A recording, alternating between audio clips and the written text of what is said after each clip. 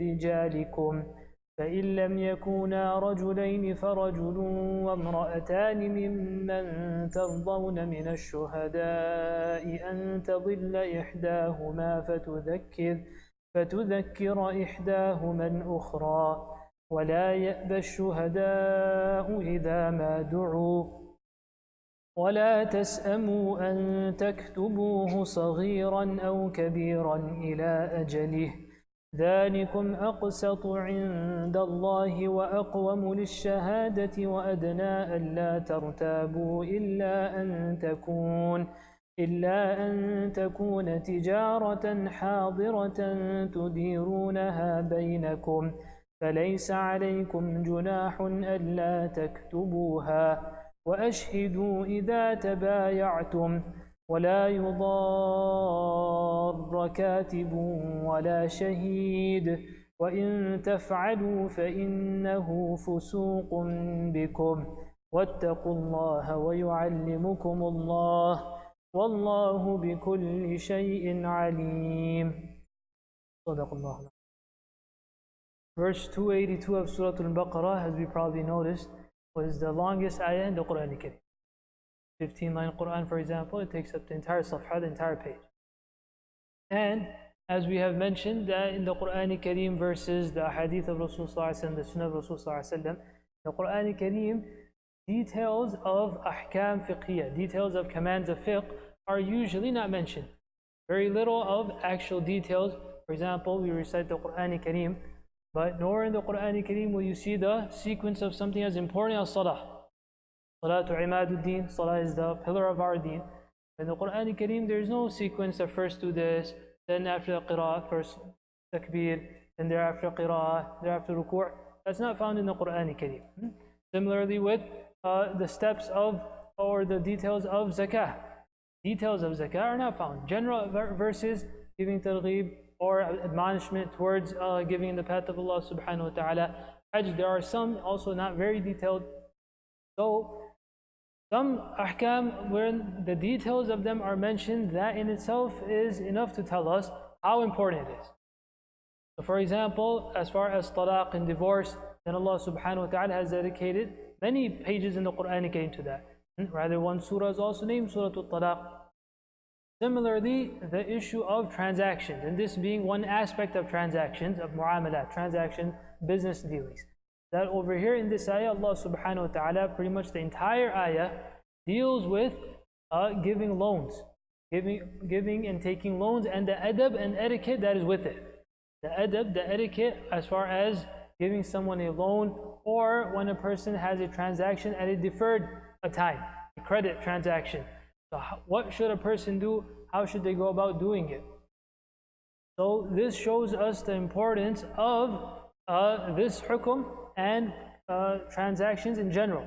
How important it is that people are very meticulous about their transactions with one another. So Allah subhanahu wa ta'ala, Surah Al-Baqarah verse 282 says, Ya ayyuhalladhina amanu, believers, إِذَا تَدَايَنْتُمْ بِدَيْنٍ, when you contract a loan between each other for a stated term, then write it down. Very first thing is that when a person or two people have a dealing, then they should be very clear about the terms. So if the time is not set, for example, a person says, I'm selling this to you, okay, whenever you give it to me. No, that's not how it should be. It should be very meticulous. This is the time, this is what I'm selling to you. You want to buy it on a credit, you're going to pay me later. When is that date? When exactly will you be paying it? So that has to be very clear. In terms of fiqh, if someone does not mention that, for example, two people transact and Zayd says, I'm selling this item to you and you will pay me after some time. It's left vague, after some time. So this will be called a corrupt transaction, bay' fasid, a corrupt transaction. Why? Because your understanding of some time is after a few days, and the purchaser, his understanding of some time is a few months. What's going to happen after a few days? When the seller goes to ask for the money, the mushtari, the purchaser will say, I don't have the money, I can't give it to you. So now that leads to what? A fight. Whereas a person, the mu'amalat, transactions should not lead to such quarrels and disputes. So very firstly, that it should be a stated term, and thereafter then write it down. فاكتبوه إذا تداينتم بدين إلى أجل مسمى فاكتبوه, you should write it down. Although fuqaha will say, and mufassirun and jumhur, all four madahib will say that فاكتبوه, writing down, is something mustahab, preferable, but that is something which saves a lot of debates and a lot of quarreling later on. وَلْيَكْتُبْ بَيْنَكُمْ كَاتِبٌ بِالْعَدْلِ. Indeed, let a scribe write it down between you with justice. There should be a third party. There should be a third party that is involved in it. That's the next etiquette that is learned over here. So look at how detailed this one small aspect of mu'amala, one small aspect of transactions, but how meticulously the Quran al-Kareem is highlighting it. وَلْيَكْتُبْ بَيْنَكُمْ كَاتِبٌ بِالْعَدْلِ وَلَا يَأْبَ كَاتِبٌ أَنْ يَكْتُبْ كَمَا عَلَّمَهُ اللَّهُ فَلْيَكْتُبْ. And never should someone refuse, meaning if they're being paid for it, etc., they're being asked for their service, then they shouldn't reject that. They should go ahead and help the two transacting parties. Therefore, let him write. Moreover, let the one who shall incur the debt dictate the terms of the contract. Now, the one who has taken the loan, or the one that has to pay, either way, whether it's a loan or whether it's a deferred payment, the one that still has to pay, he is the one that should dictate the terms of the contract. Yani in the presence of the seller, for example, or the one that's giving the loan. Why? What's the hikmah of this in the Quran al-Kareem? That when the person who's taking the loan himself, or the one that has to pay it, if he is dictating it, what does that mean? In essence, that means he is confessing that I do have to pay. That's a type of iqrar. Right? It's a type of a confession that I do have to pay, versus the seller saying that he owes me this and he owes me that. That's all just a claim. That would just become a claim. But if you have the one who is purchasing, he is the one that's dictating the terms. What does that mean? Now that means that he is confessing that I actually do have to pay, and that itself becomes a type of iqrar. But if the one who shall incur and let him fear his God, his Lord. And whilst you're dictating these terms, the style of the Quran al-Kareem, that yes, we're discussing a transaction, but what will make a person just in all of this? Taqwa of Allah subhanahu wa ta'ala. Fear of God, yani taqwa of Allah ta'ala, consciousness. Nor shall he defraud anyone or any part of it. But if the one who shall incur the debt is incompetent, or a minor, or he himself is unable to dictate its terms, then let his guardian dictate with justice. And if it's a child, or if it's someone who is mute, for example, they can't dictate it. Again, look at how much details it is for one small mas'ala that you would call. Moreover, bring two witnesses.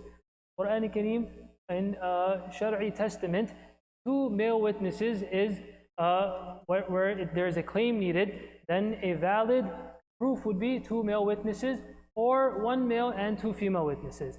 So based on the hukum of shahada, the command of shahada, testimony, witnessing, Allah subhanahu wa ta'ala says over here, to make this contract even more solidified, or to make it better in terms when it comes time to pay the amount. Moreover, bring two witnesses from your men to witness it. But if there are not two men, two men are not there, or a person does not want, then you may bring one man and two women, for those whom you mutually approve of all as witness. That they are adil. Adil meaning they are trustworthy.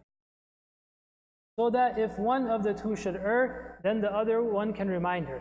This is Allah subhanahu wa ta'ala, Shariah's wisdom, that Allah subhanahu wa ta'ala has created insan, Allah subhanahu wa ta'ala has created human beings, and Allah subhanahu wa ta'ala knows with which fitrah and with which nature Allah subhanahu wa ta'ala has created insan.